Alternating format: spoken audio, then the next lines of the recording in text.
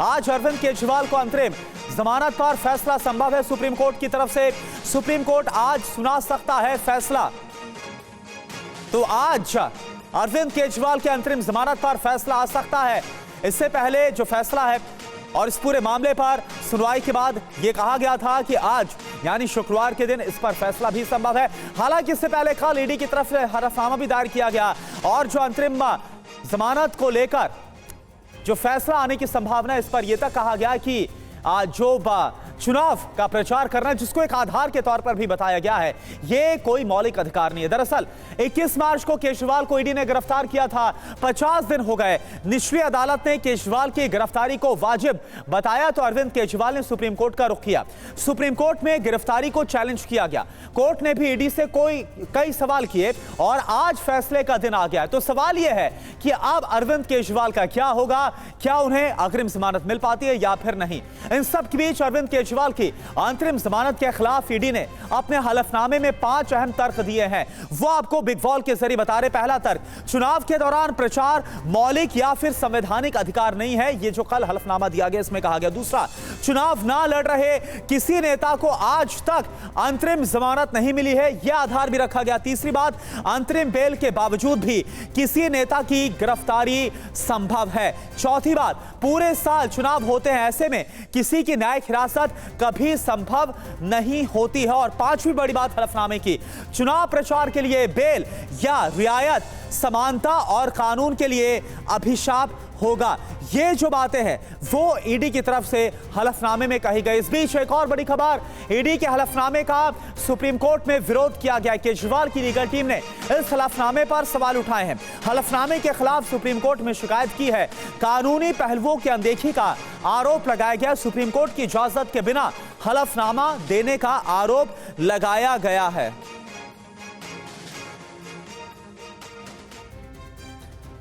और वहीं कल TV9 के सत्ता सम्मेलन में अरविंद केजरीवाल को संभावित अंतरिम बेल पर संजय सिंह और भगवंत मान ने प्रतिक्रिया दी। आपको सुनवाते।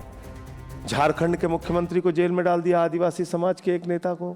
आपने मनीष सिसोदिया को जेल में डाल दिया, सत्येंद्र जैन को जेल में डाल दिया, मुझे 6 महीने जेल में रखा आपने। अब हम लोगों का मनोबल तोड़ना चाहते हैं। मैं आपको बता दूं निशान जी, ये आम आदमी पार्टी है, आंदोलन के कोख से पैदा हुए हैं हम लोग। जितना भी जुल्म करेंगे और मजबूती से हम लोग लड़ेंगे इनके खिलाफ। भारतीय जनता पार्टी की 20 सीटें कम होंगी अरविंद केजरीवाल के आने से। 20 सीटें कम से कम। ईडी अर्निंग डिपार्टमेंट है बीजेपी का। आप देख लो, आप देख लो, लिस्ट देख लो। पहले ईडी जाती है उस व्यापारी के यहाँ, 15 दिन के बाद वो 100 करोड़ का इलेक्ट्रिक बॉन्ड खरीदता है। पहले सीबीआई जाती है, 20 दिन बाद वो 200 करोड़ का बॉन्ड खरीदता है। तो डरा के तो ये काम कर रहे हैं। संजय सिंह जी को अंदर कर दिया इसी केस में। 6 महीने बाद ईडी ने कहा हमारे पास कोई सबूत नहीं, आप जमानत दे दीजिए। ये सिर्फ हमें रोकना चाहते हैं कि अरविंद केजरीवाल, मनीष सिसोदिया, संजय सिंह, सत्येंद्र जैन, इनको अंदर कर दो, पार्टी खत्म हो जाएगी। और अब आप ये जान लीजिए कि अभी तक सुप्रीम कोर्ट में क्या क्या हुआ है। अभी तक कुल मिलाकर 5 सुनवाई हुई है सुप्रीम कोर्ट में। 7 मई को हुई सुनवाई में 4 अहम टिप्पणियां सुप्रीम कोर्ट में की गई। पहली, केजरीवाल को कोई आदतन अपराधी नहीं है। दूसरी ये कि ये एक अभूतपूर्व परिस्थिति है, केजरीवाल चुने हुए सीएम है। तीसरी, चुनाव ना होते तो अंतरिम बेल का सवाल नहीं था। चौथी, बेल दी तो केजरीवाल आधिकारिक काम नहीं करेंगे। इसके पहले 3 मई को सुनवाई हुई। बेंच ने कही मुख्य केस में वक्त लगने की बात।